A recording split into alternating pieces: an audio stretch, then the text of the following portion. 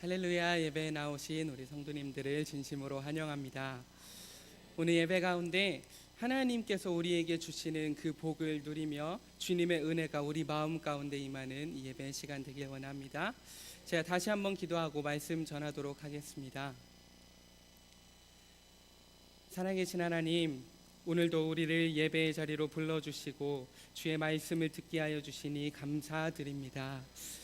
주님, 두렵고 떨리는 마음으로 이 자리에 섰습니다. 종의 모습은 감추어 주시고 온전히 주의 말씀만 선포되어질 수 있도록 인도하여 주시옵소서. 말씀을 듣는 이 시간 가운데 성령의 하나님께서 우리와 함께하여 주셔서 듣는 우리의 마음판에 주의 말씀이 새겨질 수 있도록 인도하여 주시고 우리 안에 주를 향한 사랑이 넘치게 하여 주옵소서. 감사드리며 예수님 이름으로 기도드렸습니다. 아멘. 다음 주면은 이제 우리 민족의 대명절이라고 부르는 설날이 찾아옵니다. 우리가 그 설날에 보통 어떻게 인사를 하나요? 네, 보통 새해 복 많이 받으세요라고 인사를 합니다. 아직 며칠이 남기는 했지만 우리가 먼저 그 인사를 이 시간 나눠볼 수 있길 원합니다. 우리 앞뒤 옆 사람에게 먼저 진심을 담아서 새해 복 많이 받으세요라고 인사를 한번 나눌 수 있으면 좋겠습니다.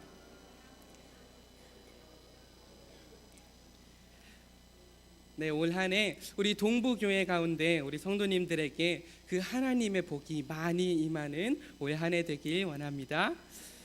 그런데 우리가 여기서 한 가지 깊이 생각해 볼 것이 있습니다. 그것은 바로 복이란 무엇인가입니다. 사람들은 보통 복을 받았다라고 이야기를 할 때 돈이나 물질적인 것을 많이 이야기를 합니다.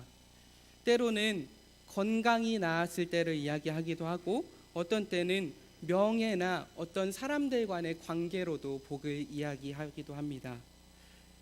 그런데 과연 이러한 것들이 우리 가운데 진정한 복이다라고 정의할 수 있을까요? 오늘 말씀을 통해서 진정한 복이 무엇인지를 깨닫고 참된 복을 누리는 올 한 해 될 수 있으면 좋겠습니다. 먼저 우리가 읽은 이 시편은 보통 다윗의 시편이 대부분으로 많이 차지하고 있습니다. 그런데 오늘 성경 말씀에 보시면 표제에 아삽의 시 이렇게 나와 있습니다. 그래서 우리가 오늘은 이 시편 73편을 지은 시편의 저자인 아삽의 입장에서 세 가지의 모습으로 한번 말씀을 나누어 보았으면 좋겠습니다. 먼저 첫째로 아삽의 혼란입니다. 오늘 읽지는 않았지만 앞에서부터 이제 살펴보면 아삽은 하나님께서 마음이 정결한 자에게 선을 행하시는 분이다라는 것을 믿었지만 2절에 보면 나는 거의 넘어질 뻔하였고 나의 걸음이 미끄러질 뻔하였다라고 이야기를 합니다. 그 이유는 바로 악인의 형통함을 보고 그 오만한 자들을 내가 질투하였기 때문이다라고 아삽은 이야기하고 있습니다. 그리고 4절부터 12절까지 아삽은 그 악인들이 어떠한 행위들을 했는지를 나열하고 있습니다. 그들은 죽을 때에도 고통이 없는 것 같고 사람들이 흔히 당하는 고난 또한 그들에게는 그것이 없었으며 그들은 교만하고 사납고 욕심도 많고 다른 사람들을 능욕하고 악하게 말하기도 하는 등 심지어는 하나님을 욕하기도 하였다라고 합니다. 그런데 그 악인들을 표현하는 마지막 12절에 보면은 그들에게는 더욱더 재물도 불어나고 더욱더 형통한 것 같다라고 아삽은 그들을 바라보았습니다. 즉 아삽은 선을 행하시는 하나님, 다시 말해 공의의 하나님을 믿고 있었는데 이 악인들의 형통함을 바라보면서 아삽의 마음에 혼란이 찾아온 것입니다.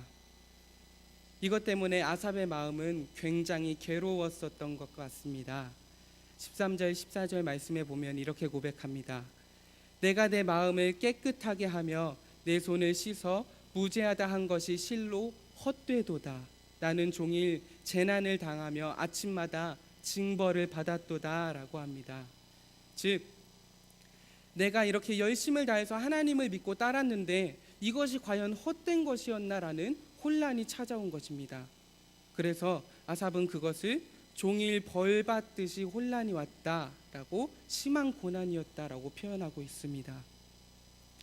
사랑하는 성도 여러분, 혹시 아삽과 같은 이런 고민을 해보신 적 있으신가요?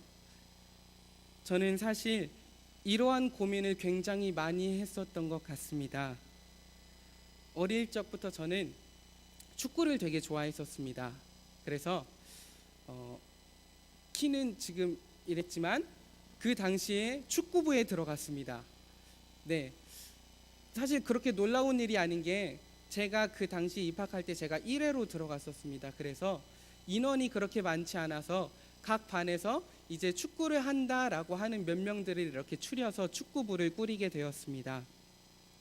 저는 그렇게 어릴 때부터 축구 선수로 살아보겠다 그러한 꿈을 가지고 있었어서 이것도 어쩌면 하나님께서 나를 도우신 것 아닌가라는 생각도 있었는데, 그런데 마침 대회가 이제 점점 찾아오고 대회를 앞두고 주일날 아침에 모여서 연습을 해야 된다라고 하는 것이었습니다.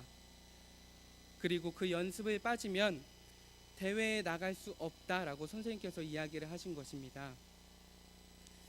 그때 저희 집에서 주일날 예배를 빠진다라는 것은 상상조차 할 수 없는 일이었습니다. 그래서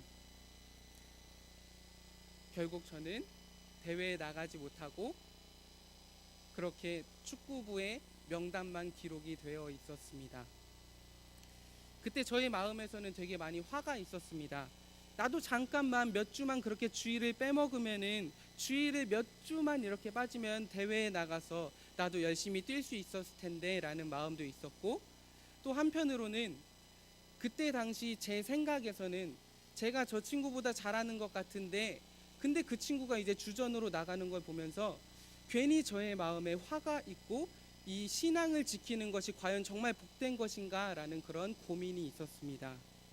그리고 시간이 지나 점점 자라면서도 기독교인이 믿는 것으로 인해 고난당하는 모습을 보고, 또한 믿지 않는 사람들이 소위 더 잘 나간다라는 그러한 모습이 보여질 때 하나님의 뜻이 그렇게 많이 이해가 되질 않았었습니다. 그런데 제 안에 그보다 더 큰 혼란과 어려움이 있었던 것은 사실 믿는다라고 하는 사람들의 불의함이었습니다. 최근 많은 분들이 기사를 통해서 접하셨을지도 모르겠지만, 제가 있던 저희 교단의 신학교에서 큰 아픔을 저는 겪었습니다.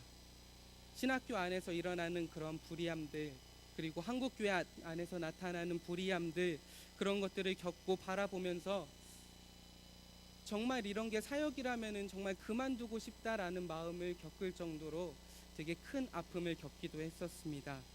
그래서 그때에도 공의의 하나님을 바라보는 것조차, 눈을 들어 기도한다라고 하는 것조차 마음이 너무나 아팠었습니다. 이 시편 73편의 아삽의 고민은 어쩌면 저의 고민이기도 하였으며 어쩌면 믿는 우리들의 고민이기도 한 것 같습니다. 우리는 이러한 상황들을 어떻게 바라보고 어떻게 이해를 해야 할까요? 정말 그들이 받고 있는 복은 어떠한 것이고 우리는 복을, 진정한 복을 어떻게 정의해야 될까요? 이후 둘째로 아삽의 해결하는 그런 모습을 살펴보길 원합니다. 아삽은 여기서 중요한 한 가지를 깨닫습니다. 오늘 읽은 말씀 17절에 보면은 하나님의 성소에 들어갈 때에야 그들의 종말을 내가 깨달았나이다 라고 고백합니다. 혹시 펜을 가지고 계신 분들이 계시다면 이 하나님의 성소에 들어갈 때 이 부분에 밑줄을 쳐 놓으셔도 좋을 것 같습니다. 아삽은 이 고민이 심한 고통이 될 정도로 너무나 답답하고 이해하기 힘들었지만 하나님의 성소에 들어갈 때, 즉 하나님의 시선으로 바라볼 때 그것을 깨달았다라고 말합니다. 악인들은 잠깐은 형통한 것처럼, 복을 받는 것처럼 보여졌지만 하나님께서 그들을 파멸에 던지시며 놀라울 정도로 그들은 전멸하고 맙니다. 즉 죄의 싹은 사망이다 라고 하는 말씀처럼 그들은 죄의 결과로 사망의 길로 나아가고 사망이 그들에게 임하는 것이었습니다. 로마서 1장 28절에서도 이것을 이렇게 고백합니다. 또한 그들이 마음에 하나님 두기를 싫어하며 하나님께서 그들을 그 상실한 마음대로 내버려 두사 합당하지 못한 일을 하게 하셨으니라고 하며 이후에 그 다음 절부터 말씀에 불의, 추악, 탐욕, 살인 등등 멸망에 가는 모습을 그대로 보여주며 결국 죽음의 길로 나아가는 모습을 로마서 1장에서 보여주고 있습니다. 저는 이 말씀에서 너무나 무섭다라고 보여지는 말씀이 하나님께서 그들을 그 상실한 마음대로 내버려 두셨다라는 말씀입니다. 악인들이 하나님의 뜻이 아닌 자기의 생각대로 하면 이것이 옳다, 이것이 복이다, 지금 나는 복을 받고 있다라고 생각하면서 삶의 형통함을 누리는 것처럼 보여지지만 하나님의 손에서 떠나 있는 것이 어쩌면 그것이 우리 삶에서 가장 불행한 일은 아닐까요? 제가 좋아하는 말 중에 이러한 말이 있습니다. 잔잔한 파도에 하나님이 안 계신 것보다 폭풍우가 일어나는 파도 안에서도 하나님과 함께함이 안전하다. 우리 삶에서 가장 복되고 안전한 것은 지금 내 삶이 폭풍우가 일어나는 것 같이 너무나 힘들고 이해할 수 없는 상황일지라도 그 안에 하나님과 함께 하시다면 내 삶은 가장 복되고 안전한 줄 믿습니다. 어제 큐티 본문 말씀이었던 마가복음 10장의 부자 청년 모습 또한 아삽과 비슷한 고민을 하고 있는 것 같습니다. 그 청년은 영생이라는 복을 얻기 위해 예수님 앞에 나와 간절함으로 무릎을 꿇고 질문을 하였을 때 예수님께서 10계명의 도덕법을 이야기하십니다. 그런데 저는 그래도 이 청년이 대단하다라고 생각했던 것이 예수님께서 그 계명들을 이야기하셨을 때 그 청년은 어려서부터 다 지켰다라고 당당하게 고백하는 것이었습니다. 이 청년 역시 아삽과 같이 믿음의 행위를 잘하며 하나님을 잘 믿던 청년이었던 것은 같습니다. 그런데 예수님께서 그를 보시고 사랑하셔서 재물에 대해서 그것을 내려놓아야 한다라고 이야기하였을 때 그 청년은 슬픈 기색을 띠고 근심하며 갔다라고 하며 그 청년이 어떻게 되었는지는 그 뒤에 나오질 않습니다. 이 청년과 아삽의 차이는 무엇이 있을까요? 바로 하나님의 성소 안에 들어가는 것, 하나님을 바라봄의 차이가 있는 것입니다. 살아가는 우리 동부교회 성도 여러분, 우리가 언제나 하나님의 시선으로 바라보고 마음에 하나님을 모시고 살 수 있으면 좋겠습니다. 그리고 이제 이후 아삽의 반응을 한번 살펴보았으면 좋겠습니다. 아삽은 하나님을 바라보지 못하고 혼란에 빠졌던 자신의 모습을 돌아보며 이렇게 고백합니다. 21절부터 보시면 내 마음이 산란하며 내 양심이 찔렸나이다. 내가 이같이 우매 무지함으로 주 앞에 짐승이오나 내가 항상 주와 함께하니 주께서 내 오른손을 붙드셨나이다 라고 고백합니다. 내가 하나님을 섬기면서도 짐승과 같이 연약하고 무지하여 날마다 오른손으로 붙들어 주신 하나님을 바라보지 못한 자신의 모습을 회개하며 고백하며 나아갑니다. 날마다 지키시는 하나님, 함께 하시는 하나님을 믿는다고 고백하고 결단하지만 때때로 내 속에서도 나도 모르게 올라오는 죄의 습성으로 인해 하나님을 바라보지 못할 때가 어쩌면 저도 있는 것 같습니다. 예전에 제가 아는 목사님 중에 이러한 이야기를 하는 분이 계셨습니다. 하루에 밥 먹듯이만이라도 죄를 지었으면 좋겠다라고 하시는 분이 계셨습니다. 아니, 목사님이 거룩하게 생활하고 죄를 지으면 안 된다라고 이야기를 하셔야지 왜 밥 먹듯이 죄를 지으면이라도 좋겠다라고 이야기를 하실까라는 의문이 있었습니다. 그런데 그 뒤에 그 목사님께서 이렇게 이야기를 하셨습니다. 우리가 하루에 밥을 먹을 때 보통 얼마나 먹죠? 몇 끼를 먹죠? 네, 3끼를 먹고 뭐 간식이나 뭐 야식이나 여러 가지를 많이 먹는다 해도 보통 뭐 5끼나 6끼까지는 안 가겠죠? 네, 어쨌든 뭐 많으면 5끼까지도 이렇게 가겠는데, 근데 우리는 밥 먹듯이 죄를 짓는 것이 아니라 숨쉬듯이 죄를 지으며 살고 있는 것은 아닌가라고 이야기를 하는 것이었습니다. 그렇습니다. 우리가 아무리 죄를 짓지 않을 것이다 라고 이렇게 고백하고 발버둥을 친다고 해도 순간 돌아서면 나도 모르는 사이에 하나님을 바라보지 못하는 죄, 알고 지은 죄, 모르고 지은 죄, 내 마음에 일어나는 수만 가지의 죄들이 내 마음에 일어나는 것을 돌아보게 됩니다. 사도 바울 역시 로마서 7장에 이렇게 고백합니다. 그러므로 내가 한 법을 깨달았노니 곧 선을 행하기 원하는 나에게 악이 함께 있는 것이로다. 내 속으로는 하나님의 법을 즐거워하되 내 지체 속에서 한 다른 법이 내 마음의 법과 싸워 내 지체 속에 있는 죄의 법으로 나를 사로잡는 것을 보는도다. 그리고 이어서 이렇게 고백합니다. 오호라 나는 곤고한 사람이로다. 이 사망의 몸에서 누가 나를 건져내랴 라고 사도 바울은 고백합니다. 저는 말씀을 묵상하는 것도 좋아하지만 때때로 찬양곡을 묵상하는 것 또한 되게 좋아합니다. 말씀을 준비하면서 우리가 찬송가로 자주 부르는 복의 근원 강림하사라는 찬양이 떠올랐었습니다. 그 찬양 가사 3절의 원래 가사인 미국 가사를 그대로 번역해 보면 이러한 내용이 담겨져 있습니다. 저는 날마다 주님의 은혜에 빚진 자가 되지 않을 수 없습니다.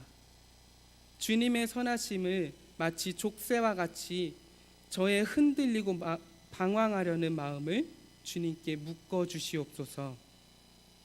저는 자꾸 흔들리는 경향이 있는 것을 느낍니다. 주님. 또한 내가 사랑하는 주님을 떠나려는 경향이 있습니다. 그러니 여기 내 마음이 있으니 이 마음을 받아주셔서 봉인해 주셔서 하늘의 궁정에 이를 수 있게 해주소서 라는 그런 간절한 고백을 담고 있습니다. 그래서 우리나라 가사에서는 마지막에 하늘의 궁정 그 표현을 그 누구도 풀 수 없는 천국인 그 천국의 도장을 찍어 주시옵소서라는 표현을 쓰고 있죠. 하나님을 따르면서도 우리 역시 연약하여 속으로는 하나님의 법을 즐거워하지만 내 마음에 다른 죄의 법이 우리를 사로잡는 것을 느낄 때가 참 많이 있습니다. 그때에 하나님을 바라보고 우리 또한 이 찬양의 가사처럼 정말 간절함으로 구할 수 있으면 좋겠습니다. 우리는 하나님의 은혜가 없이는 살 수 없는 존재입니다. 그래서 김명식 찬양사역자의 예수 예수 예수라는 찬양의 가사처럼 주님을 사랑하는 기쁨을